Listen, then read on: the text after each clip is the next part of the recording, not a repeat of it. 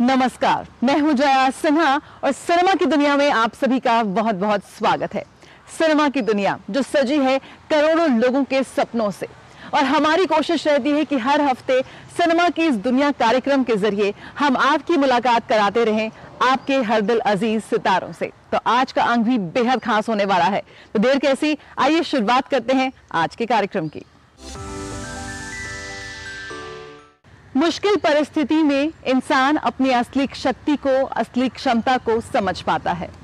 प्रकृति और इंसान के बीच के संघर्ष को दर्शाती, जलवायु परिवर्तन के मुद्दे को उठाती film 2018 everyone is a hero अब तक की सबसे ज्यादा कमाई करने वाली मलयालम फिल्म बन चुकी है। लेकिन इसके साथ ही ये वो भारतीय फिल्म बन चुकी है जो ऑस्कर्स में भारत का प्रतिनिधित्व करेगी। ऑस्कर 2024 में क्या बजेगा भारतीय सिनेमा का डंका? एक बार फिर यह है बड़ा सवाल। इस फिल्म के प्रोडक्शन डिजाइन को काफी सराहना मिली। जिस तरह से केरला की बाढ़ को इस पूरी फिल्म में रिक्रिएट किया गया, सभी को उसने हैरत में डाला। हमने की 2018 एवरीवन इज अ हीरो की प्रोडक्शन टीम से खास मुलाकात।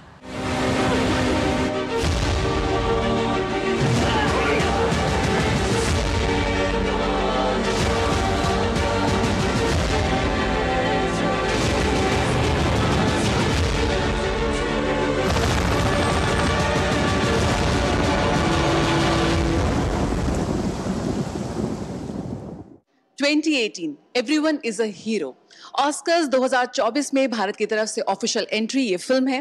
फिल्म का प्रोडक्शन डिजाइन को काफी सराहना मिली। केरल की बाढ़ की पृष्ठभूमि पर ये फिल्म मलयालम सिनेमा की सबसे बड़ी फिल्म साबित हुई है। हमारे साथ है फिल्म की production team. We have Akhil Shashidharan, we have Chaman Chacko and Akhil George. सबसे पहले अखिल, आपसे जानना चाहेंगे, मलयालम सिनेमा की सबसे बड़ी फिल्म बनकर ये उभरी फिल्म किस तरह से देखते हैं? आज वाहवाही मिल रही है इसको, राष्ट्रीय या अंतर्राष्ट्रीय मंच पर ये धूम मचा रही है। मुझे ये सिनेमा को ना इंडियन सिनेमा जैसे बोलना चाहता हूँ, क्योंकि ये ऐसे कहानी है सब लोगों को कनेक्ट करने के लिए बहुत आसान है, क्योंकि ये ऐसे एक सब्जेक्ट मतलब लोगों को कई लोगों को मतलब उनके लाइफ में in one way or another it might have happened, like some sort of challenges would have happened. So ये मूवी एक कहानी जैसे एक इसमें बहुत सारे किरदार है, वो ऐसे पेश कर रहे हैं कि जैसे कैसे लोग सब लोग जुड़ के कैसे एक बिग चैलेंज को हम पार करेंगे। तो आई वुड से ये स्टोरी, एक कहानी हम सब लोगों को, मतलब आम लोगों को, सब लोगों को कनेक्ट करने के लिए बहुत आसान है। मतलब so I would like to call it as मुझे वो टर्म में थोड़ा प्रॉब्लम लगता है कि it's not just Malayalam cinema, it's a global और एन इंडियन सिनेमा। तो ऐसी फिल्म है कि किस तरह से चुनौतियों में एक आम आदमी क्या किस तरह से बिहेव करता है, और यही वजह है कि इसे ऑफिशियल एंट्री चुना गया भारत की तरफ से ऑस्कर्स में। किस तरह से आप देखते हैं कि इसको एज अ एडिटर क्या आपके लिए मुख्य चुनौती रही इस फिल्म को उतना कटा कसा हुआ बनाने की कि ताकि ये पूरे भारत को नहीं सबको अपील कर सके? How it was to making, as an editor, what was your take that what was the main challenge for you in this film while editing the film? I'm very sorry, I'm very weak in Hindi. So but while editing, one of the main difficult challenges we faced, that it had so many layers. There were so much of stories happening in a single film. So connecting everyone to a point was one of the challenges I faced. It was a little hard, but it was enjoyable.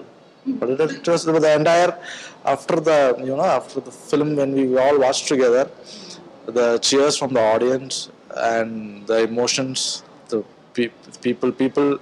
We were in the Q&A session right now just before, so people were just standing up to say how much they love the film. They didn't ask questions; they just wanted to express their emotions.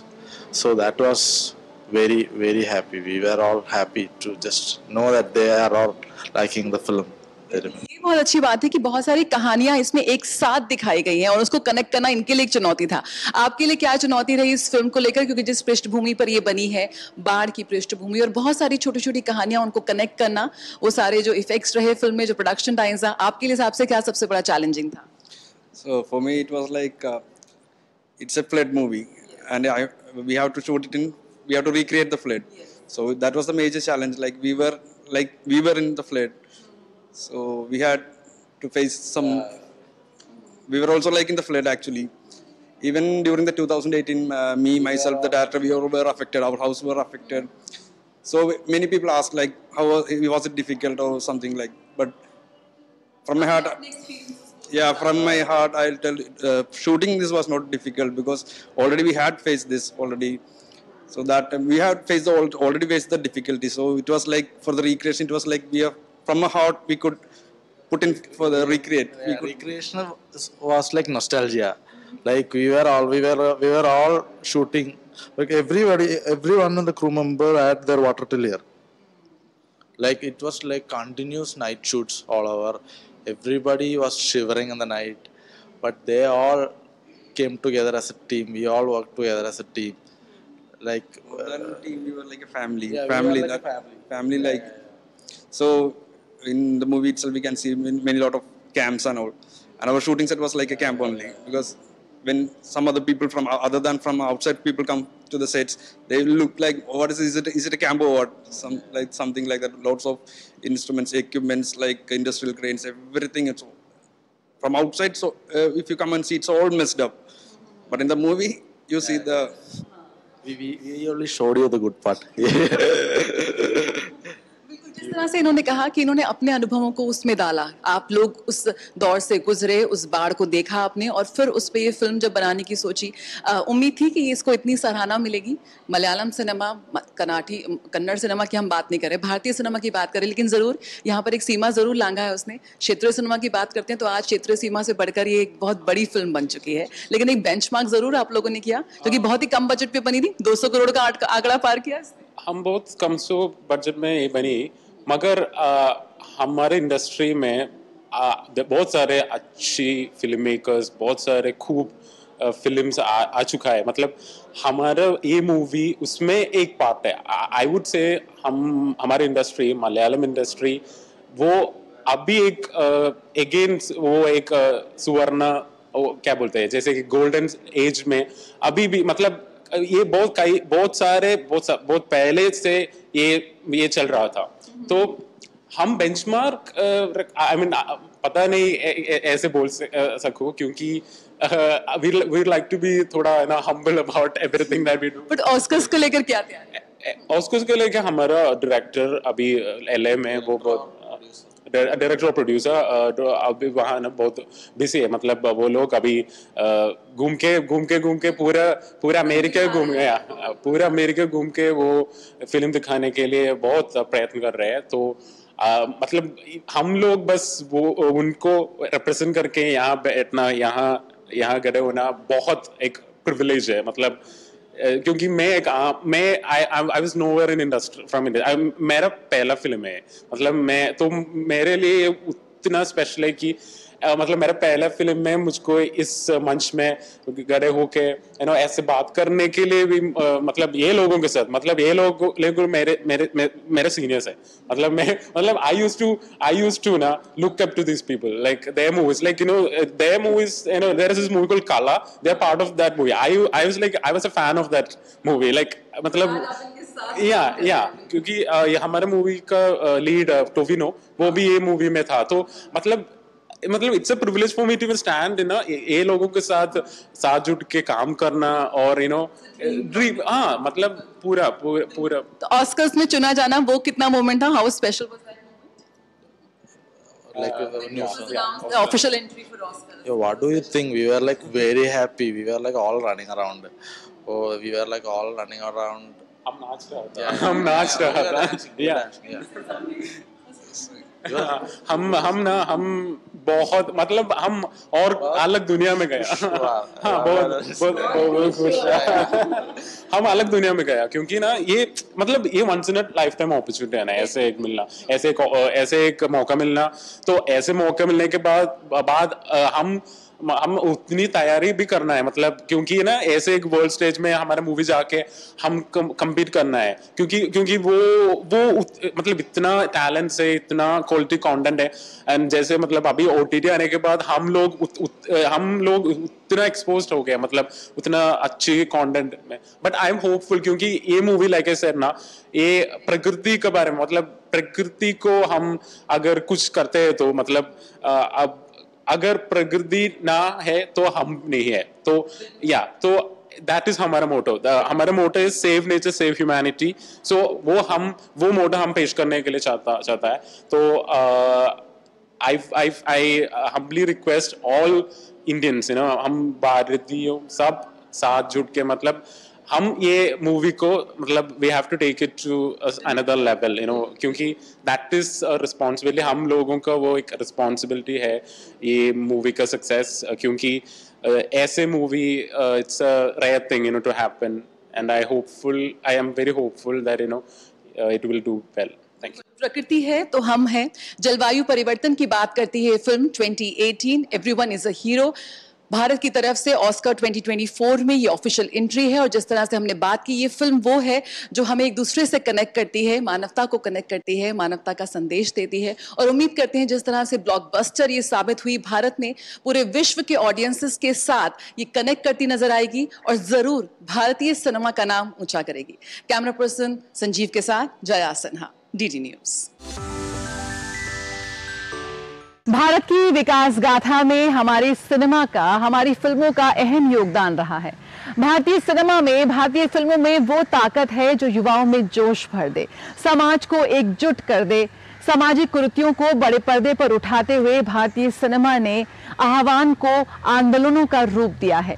आइए आपको ले चलते हैं एक बेहद खास प्रदर्शनी में, जिसमें भारतीय सिनेमा के इतिहास को, उसके सफर को बहुत ही खूबसूरती से दिखाया गया है, और यहाँ पर तकनीक का इस्तेमाल भी हम सभी को रोमांचित करता है।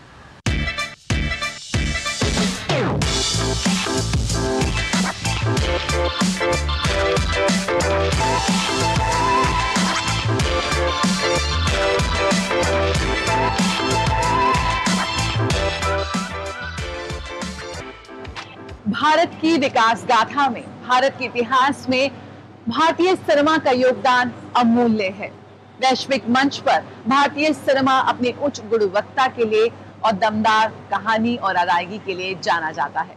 सेंट्रल ब्यूरो ऑफ कम्युनिकेशन की इस प्रदर्शनी के जरिए हम भारतीय सिनेमा के इतिहास की एक छोटी सी झलक आपको दिखाने की कोशिश करेंगे।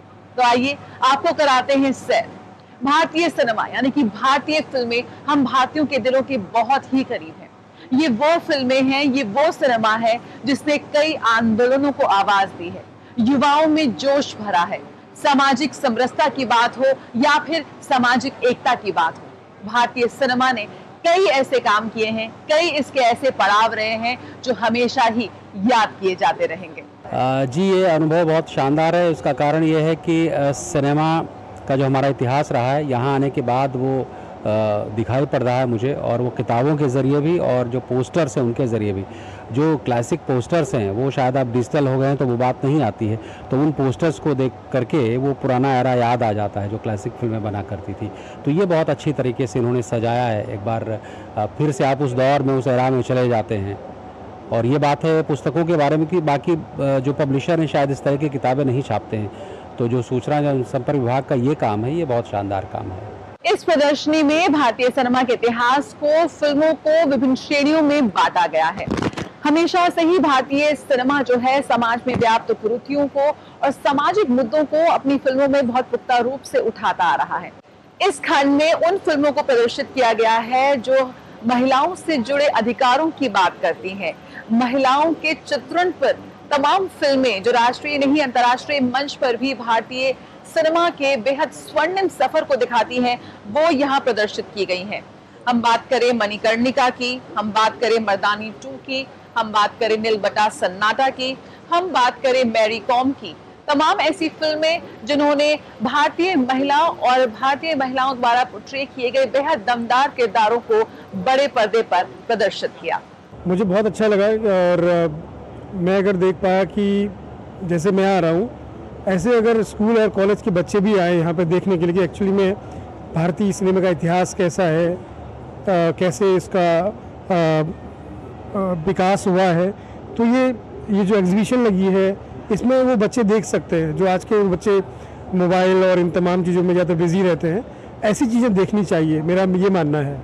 तो मुझे बहुत अच्छा लगा। डिफरेंट फेसेस ऑफ सिनेमा, भारतीय सिनेमा की ये विभिन्न चेहरे जो आज पूरे विश्व में अपनी मौजूदगी दर्ज करा रहे हैं।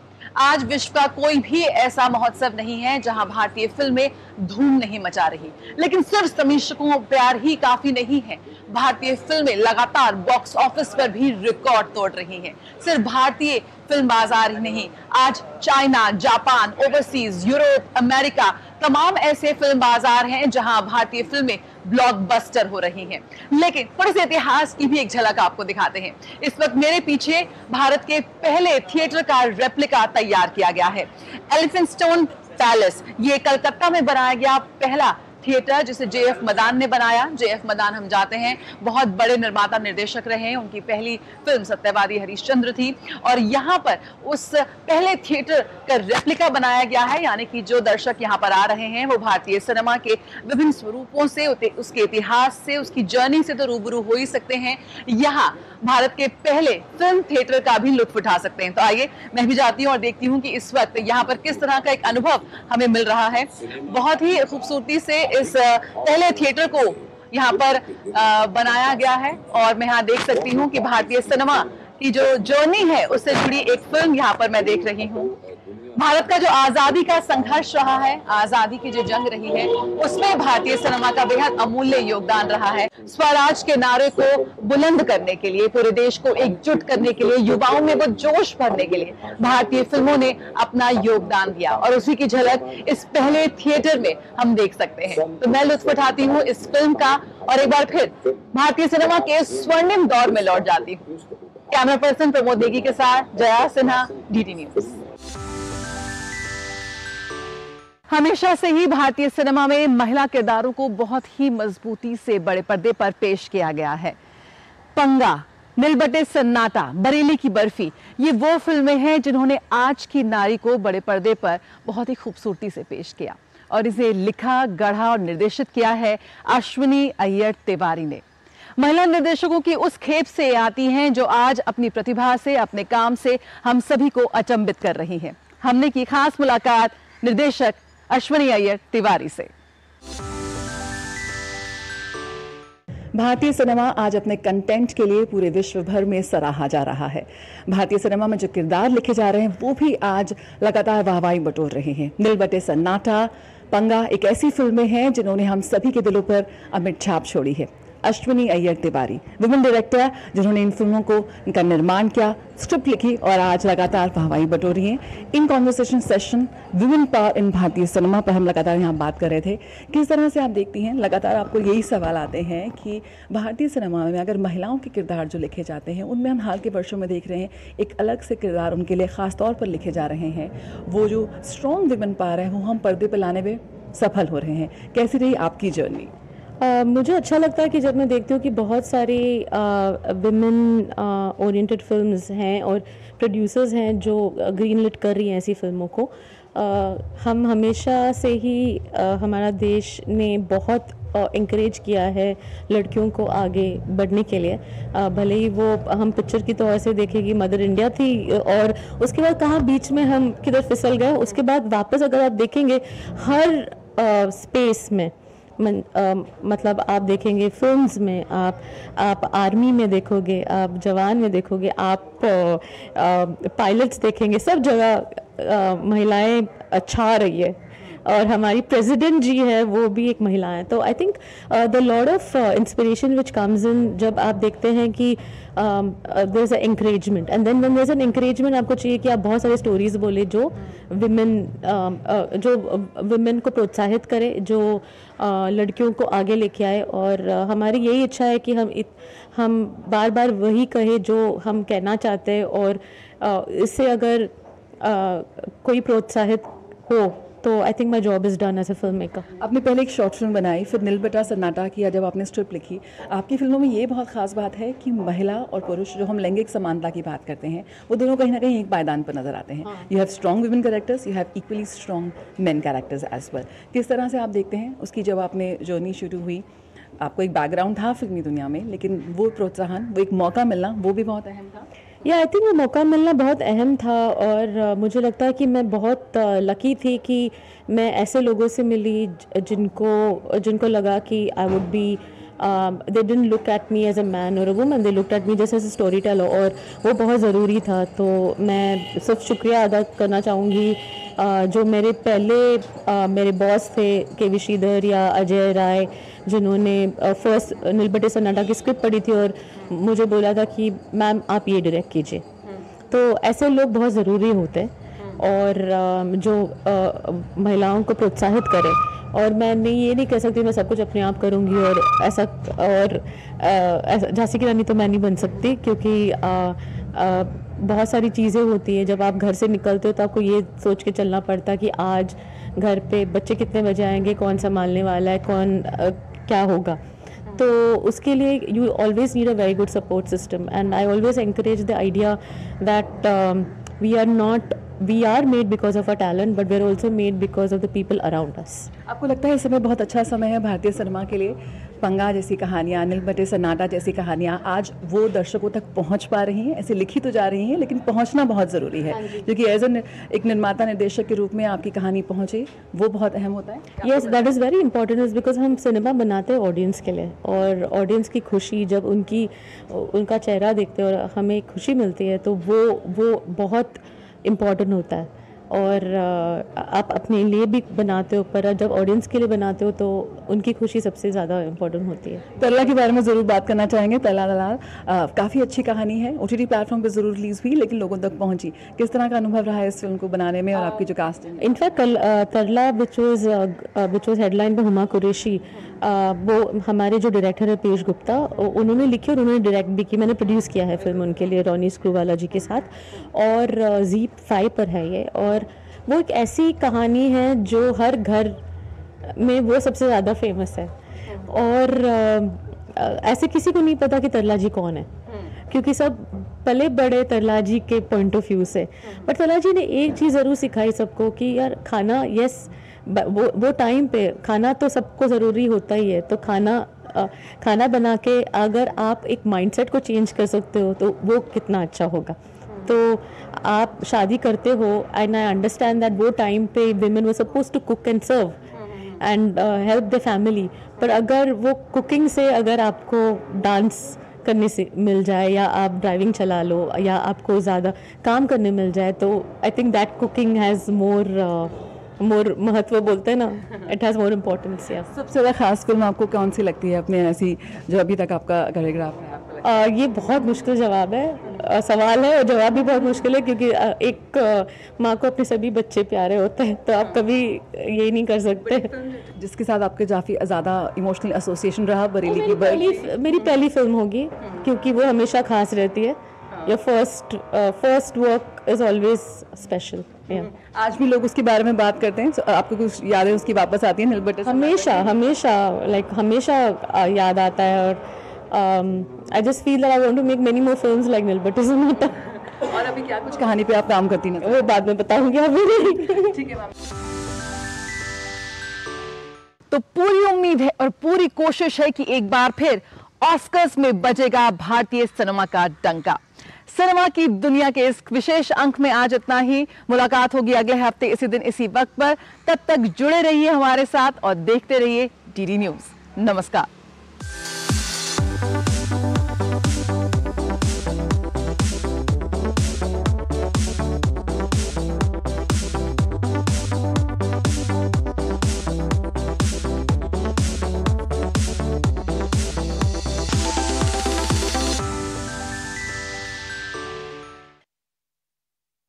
समाज की बेड़ियां तोड़कर हासिल